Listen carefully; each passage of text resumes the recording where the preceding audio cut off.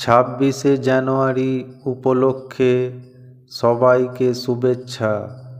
এই বছরে পূরণ হোক সবার মনের ইচ্ছা। যে কাজগুলি করতে গিয়ে হয়েছিলে বিফল, এই বছরে সেই কাজগুলি হোক তোমার সফল।